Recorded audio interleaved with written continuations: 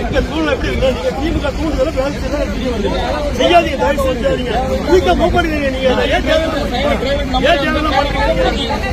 யார்கிட்ட சொல்லுங்க, யார்கிட்ட பேசணும்?